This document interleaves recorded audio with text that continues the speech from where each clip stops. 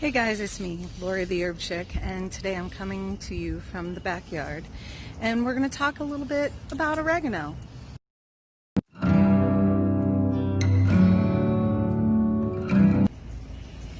Okay, so what I have here right now is an oregano start that my husband started growing for me. He usually starts all our starts in a garage every year and calls it his greenhouse.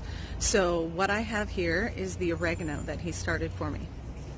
Now this doesn't look like a very big start of a plant, but I guarantee you that by next year it will be double to triple this size. Now, oregano is a member of the mint family, and I'll show you we've got peppermint on the left and oregano on the right. Now when you look at those leaves, if you don't know what you're looking for just by sight, it may be a little confusing as to which one is which. However, of course, their odor and their taste give them away. But you can definitely tell that they are in the same plant family. Now, one of the things that oregano has going for it is that it's a very good antioxidant. It's very high in two chemical compounds called thymol and carvacrol. And those are what gives it its distinctive taste and aroma. Okay, so if you're looking at a chemical structure, those would be phenolic rings that give it its distinctive pizza shop taste and pizza shop scent.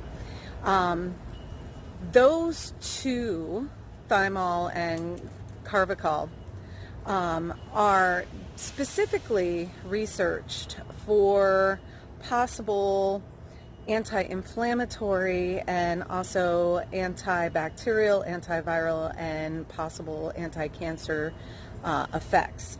Now, the anti-cancer studies at this point in time, the only ones that I have found have been in vitro, which means in a lab, in a test tube or in a petri dish, that kind of thing. However, those studies are kind of promising and show that carvacrol and thymol, mainly the carvacrol is what they've studied on the oregano, that actually inhibits some cancerous cell growth in test tubes. Okay, people, in test tubes. I'm not here to make false health claims. Those are promising research results in vitro or in a lab. Okay, if it were in vivo, it would be in real life. So the other thing that they do know is that it is very anti-inflammatory. Okay? It also shows inhibitory effects to certain viruses like norovirus and also certain herpes viruses. So while this is not a general proven antiviral, it does show some promise and has been studies against herpes virus and norovirus.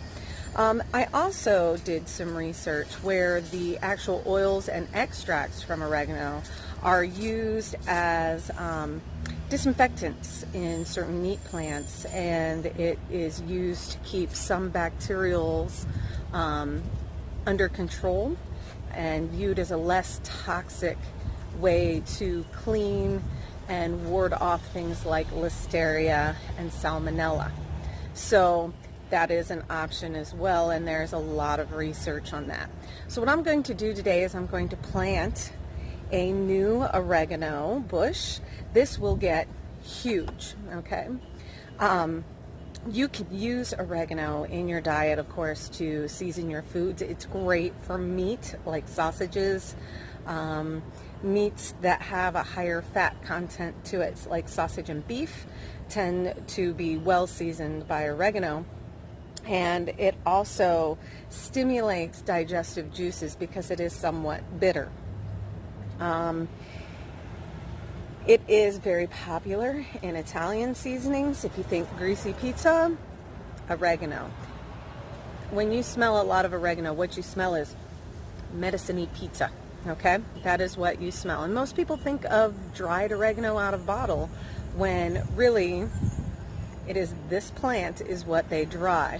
Now the stems, as they get larger, will get kind of woody, like a shrub, It can grow. I've had them grow up to mid-thigh height. I had a rather extensive oregano patch. However, we've had some property changes, and I didn't move that fast enough, so therefore I am starting over with this guy right here. So let's get started putting it in. Now I'm trying to not have the oregano compete with space with too much bushy stuff, so I'm planting it away from my other mints and such. And the particular place where I'm putting this has some rather rocky soil. I cleared out a lot of taproot plants that are normally considered weeds. So like your thistles are a taproot plant that tend to thrive in hard, compact soil. We have a lot of clay here, so that is a plant that thrives here is thistle. Plus, thistle seed, of course, is a main component in bird seed. And if you're feeding the birds, you are propagating thistle. It always makes me laugh when people pay for 5 pounds of thistle seed, but yet also turn around and pay for the spray to kill the thistle weed growing in their yard. Kind of like, just feed the birds something else, man. So here we go. I've got another one. Now I am putting 2 blobs of oregano next to each other. Normally you wouldn't do it this close together. However, this one's kind of wilty. It sat out a day and I didn't keep it watered like I should. So I'm not real certain that it's going to survive so hot. So I'm going to put a little closer. If it does, that's okay. This, by next year or even later this season, this will be doubled. These guys right here, you give it a haircut, basically. You trim it back, leave a little bit there, and it'll come back every single year. The word oregano comes from Greek oreos and ganios, which roughly translates to mountain beauty or mountain joy. Oregano has been found clear back to ancient Syrian texts and was cultivated in ancient Egypt. In the Bible, they talk about hyssop. Hyssop is oregano. Not only was oregano a very popular culinary herb in the Middle Ages, but it also was a component of the smelling nosegays and thought to ward off evil. Oregano is super easy to incorporate in your regular diet. Most seasoning mixes contain it, and you can get it rather relatively easy, and it's super simple to grow and harvest your own. Have a good one. Enjoy your oregano.